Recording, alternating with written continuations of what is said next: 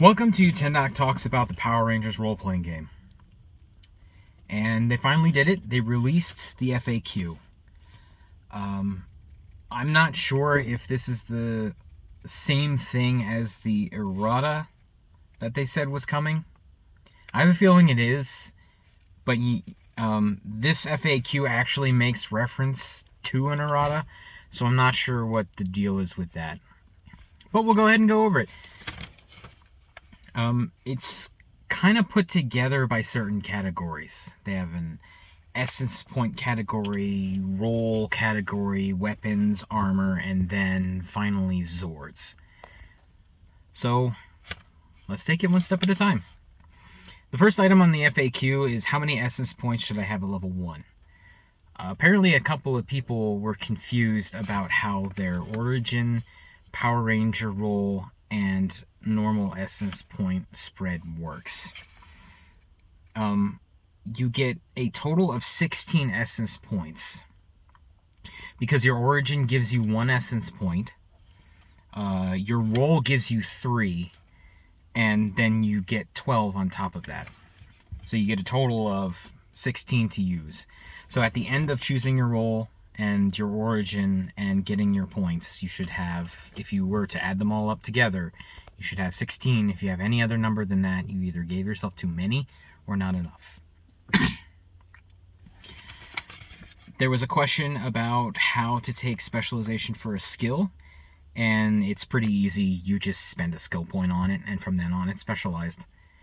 They do make a note, though, that specializing at D2 doesn't make much of a difference.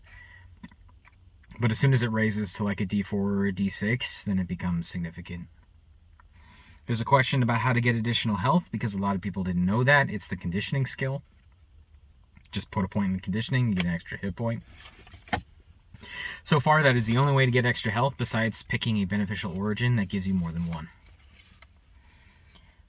How do I know where to assign skill ranks? Apparently, there were some people who were a bit confused by that, but if you have a essence score of strength 5, all 5 of those points have to go to one of your strength-based skills. They don't have to go all to the same skill, but they have to go to something under strength.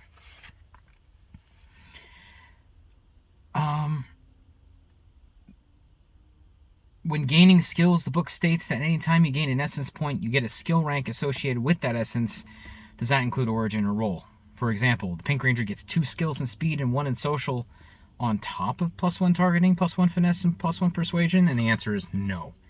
They're saying you get +1 targeting and finesse and +1 persuasion, which has the effect of raising your speed 2 and raising your social 1.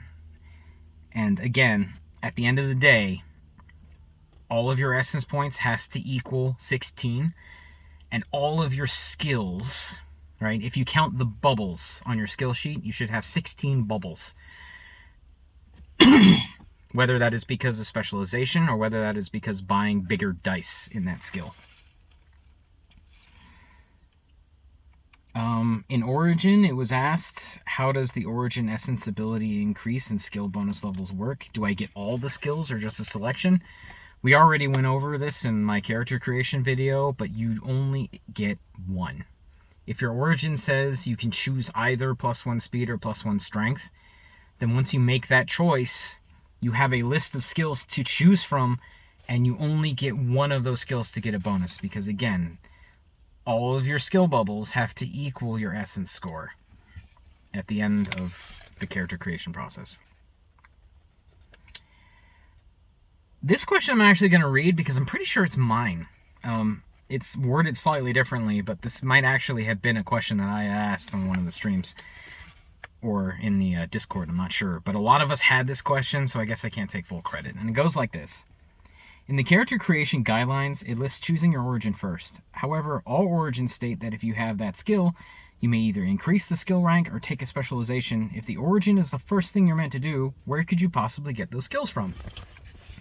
And I had a theory, and it ended up being right, which is you choose your origin, role, perks, and skills kind of all at once. So you need to keep that in mind when you're selecting skills. So if you take like the oddball skill and increase strength, which gives you a +1 might, and then you take the Red Ranger roll, which gives you +2 might, you do not have 3 might. You have 2 might and a specialization. And you do have to keep that in mind. Because of the Red Ranger, you will already have had a +2 might, and your origin doesn't give you a +3. It gives you a specialization if you already have the skill. So you have to keep that in mind. You're doing it all at once. They asked, I like the Black Ranger, but I want to look like a Green Ranger. How do I do that? Just call it green. Like, the colors don't matter. It's the roll. Weapons. Certain weapons have the trait like sniper or martial arts. What do those mean? I actually had that question too. They're under the traits of the weapon. It's like martial arts. What does that mean? Well, it means if you have a martial arts specialization, you can use it with these weapons. So instead of rolling finesse power weapon, you could do finesse martial art and use your power weapon. And they say the same thing with sniper. If you have targeting sniper, then you can use that instead of targeting archery or whatever. The only thing is, it says there's a sniper specialization on page 79, and there most certainly is not. I think this might be a holdover from G.I. Joe. So the only other thing that sniper or martial arts is used for is if there's a special ability that says you need a sniper weapon to do this, you need a power weapon to do this, or you need a martial arts weapon to do this. Other than that, it doesn't really do anything. So if you have the martial arts skill and you're using a martial arts weapon like a sai, I think, you can use that instead of finesse power weapon or might power weapon. I want my character to have a specific weapon that doesn't appear in the chart. What do I do? I'm not sure why there are so many questions about this. Every weapon in the game does 1 damage. So just take a weapon that does 1 damage and call it whatever you want. Like, I don't want a sword, I want a scythe. Then take a scythe and make it do 1 sharp damage. Like, what's the big deal? This isn't like D&D where one weapon will do a D6 and one will do a D8 and one has improved critical and this one has a special ability. No, every weapon does 1 damage. I don't know why so many people had this question, but the ultimate answer is what I just said. Just take a weapon that is close to what you want and call it whatever you'd like. If you want to give it a special ability, just ask your GM, see if they'll waive it for you. Someone asked, many ranged weapons have 2 ranges, such as 30-90. What does that mean? Well, it means if your target is within 30 feet, no penalty. If your target is over 30 feet but under 90 feet, then you are taking a long-ranged shot and you have to roll a snag, and you can't make a shot past 90. They also had a note here that multiple snags don't stack.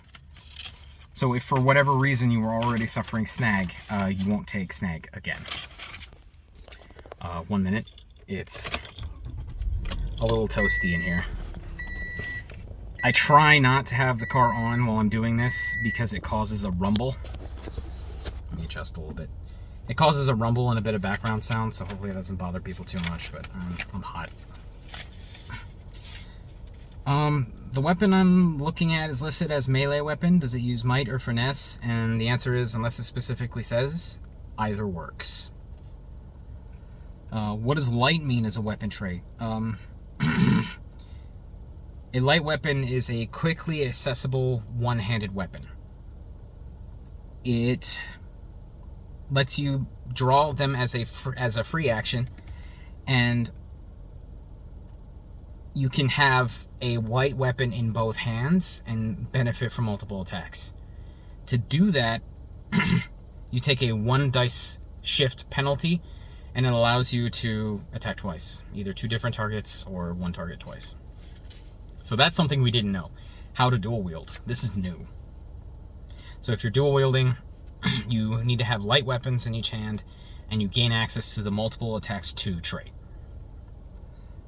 at a downshift.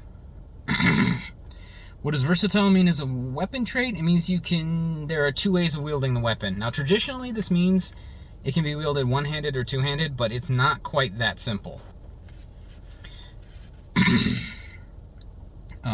It says there's some instances that combine one-handed melee and two-handed range, two-handed melee and paired light, etc., etc. But, in other words, there's going to be a primary effect for holding it one way, and there's going to be a secondary effect for holding it some other way, and it will say on the weapon. If you're using the Red Ranger, well, Red Ranger, but if you're using the Power Sword, then the primary effect is 1 sharp damage, and two-handed is 2 sharp damage. But in the case of the Power Axe, primary is 1 sharp damage because you're using it as an axe, and then secondary is 1 energy damage because you're using it as a gun. So it's not always one hand, two hands. Sometimes it's like melee range, etc. Primary effect, secondary effect. What does computerized mean as a weapon trait? It means if you have the computerized specialization, which is a smarts skill, you can use that to fire the weapon instead of finesse or targeting. So if you're a smart guy, you can use computers to attack instead of regular. I'm pretty sure that's in the book though, because that sounds familiar to me. Under equipment, various sizes of weapons have different action requirements for drawing them, like specific power weapons. But its morphing time says you get a power weapon in your hand as a free action, which is correct. Its morphing time trumps whatever the size of the weapon is. So if it's a power weapon and it's assigned to you, you can pull it as a free action. The only time it doesn't is if you are requisitioning it when you didn't have it before, or you are holding just like a regular weapon, like, I don't know, a sniper rifle. Then you have to do move action, standard action, or whatever it is, depending on the size of the weapon. On the weapons table, the power bow lists a prerequisite of finesse D4, but you use targeting to fire it. Is this prerequisite correct? No, it is not. It says, this prerequisite was an error in printing, and this will appear in the errata. There is no prerequisite for the power bow. Why did they say that? Isn't this the errata? Maybe they're just quoting themselves literally from a Discord server, and they didn't take that part out. But this is why I think maybe this isn't the errata. This is just the FAQ, but it probably is the same thing. But yeah, power bow does not have a prerequisite. Ignore that. There's a specific weapon from Power Rangers canon that I want to use, but it is in the core rulebook. What should I do? This is the exact same question as I want to use this weapon, but I don't have it. So just make it up. They all do 1 damage anyway. Some weapons, including unarmed combat, deal stun damage. How does stun damage harm an enemy? We've already talked about this in some of my previous videos, but I do want to draw attention to the fact that there are 2 kinds of stun damage. There is the stunned condition, and then there is stun damage. On a weapon, stun damage is the number of rounds you are denied your move action. The stunned condition means for a round, you cannot take any actions at all. They are different, so keep that in mind. If someone has 3 health and they get stunned 1, then for 1 round, they don't get their move action, but they still have standard actions if they have any standard actions to begin with. If they get stunned 2'd, same thing. If they get stunned 3'd, that's as much as they have health and they are defeated. Knocked unconscious, taken out of the combat. Keep that in mind. The Starslinger lists that it does 1 damage per 2 hits. What does that mean? Basically, you can attack up to 4 times. You can attack 1 target 4 times, 2 targets twice, or 4 targets once, right? And here's what will happen. If you get 3 hits, then you only do 1 damage because only 2 of the hits connected. If you get 4 hits, 2 damage. If you get 1 hit, no damage, but you did still make contact with them, and that might matter. But you roll 4 times, but every 2, we'll call them successes, you do 1 damage. If you don't manage to do 2 successes, you didn't do 2 damage. Or you didn't do any damage, I mean. Alright, and that's it for essence and weapons, origins, and roles. This video is getting a little bit long. So I'll go ahead and finish up in a separate video. We still have armor, combat, and Zords to get through, as well as threats. Threats might need its own video because I actually came out with a threat creation guide. But spoiler alert, they don't consider the state of Zords right now to be a problem. So my last video revisiting Zords, I was absolutely right. They're doing exactly what I said. But I'll go into that in a bit more detail later. Stay tuned for more.